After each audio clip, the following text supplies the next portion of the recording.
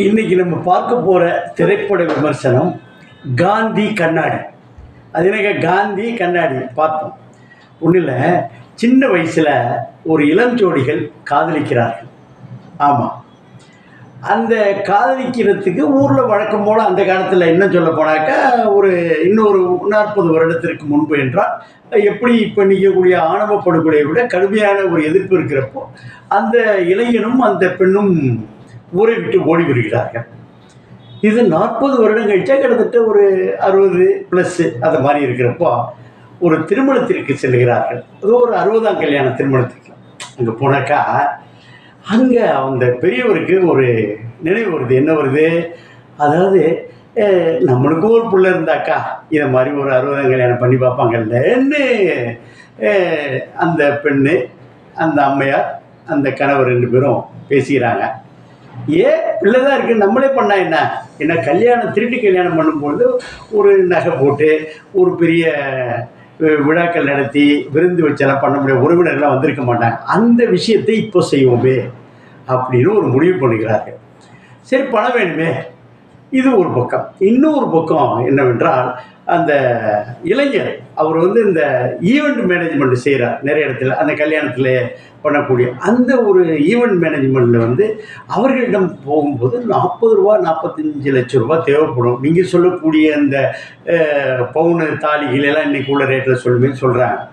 இல்லைப்பா, அதை செய்யணும்னு பார்த்தால் அந்த மனிதன் மாபெரும் பெரிய பணக்காரராக இருந்திருக்கிறார், சொத்து பத்தோடு இருந்திருக்கிறார். 200 கோடி ரூபா மதிப்புள்ள சொத்து பத்தோடு கோயம்புத்தூரில் இருக்கிறார். அங்கே போனால் ஏங்க இவ்வளோ பெரிய சொத்தை விட்டு வைக்கிறது? இல்லைப்பா, நான் காதலிக்கிறப்போ அதை காதலிக்காக வித்தன கெட்ட பேரா அப்படிதான் செக்யூரிட்டியாக வேலை செய்கிறார்.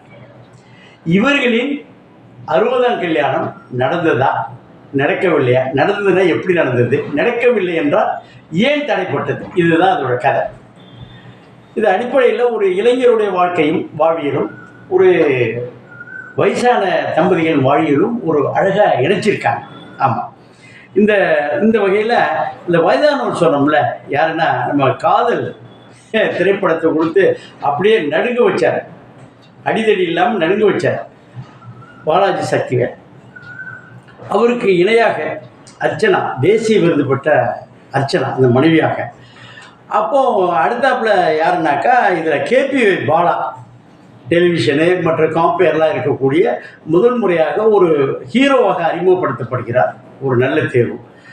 அடுத்தாப்புல இது ஒரு பக்கம். இதில் என்னாச்சுன்னா, இது யார் தயாரித்தாங்க அப்படின்னா ஜெய்கிரண், அதாவது ஆதிமூலம் கிரியேஷன்ஸோடைய அந்த நிறுவனம் தயாரிக்குது. அதில் இயக்கம் ஷெரீப் இயக்கம். இதில் என்னாச்சுன்னா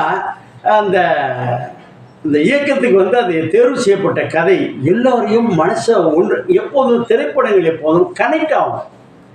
அதாவது பார்க்கிற ரசிகர்களையும் குடும்பத்தினரும் கனெக்ட் ஆனால் ஆட்டோமேட்டிக்காக இருக்கும். இங்கே அந்த இளம் வயது, அந்த முதிய வயது, இடையில் ஏற்படக்கூடிய பிரச்சனை எல்லாத்தையும் ஈஸியாக கனெக்ட் பண்ணிடுச்சு. இதான் இந்த படத்தோடைய தயாரிப்போ அல்லது இயக்கத்தோடு வெற்றி. இதில் கேமரா யார் அப்படின்னு ஒத்து பார்த்தோம்னாக்கா, கேமரா ஒரு அழகு. அதாவது இந்த கேமரா இந்த ஒரு மிடில் கிளாஸ் பீப்புளோடைய இடம், அந்த இதெல்லாம் செய்கிறாங்கல்ல, அந்த ஈவெண்ட் மேனேஜ்மெண்ட் செய்யக்கூடிய இடங்கள், இதெல்லாம் ஒரு தெளிவாக ப்ரெசென்ட் பண்ணணும். அந்த ப்ரெசென்ட் பண்ணுறப்போ யாருன்னாக்கா பாலாஜி கே ராஜா அழகாக பண்ணுறார். மியூசிக்கு விவேக் ரவி வர்மன். ஆமாம், இத்தகைய மியூசிக்கு எதுக்கு எவ்வளோ தேவையோ அதை அளவாக அழகாக கொடுத்துருக்கிறார்.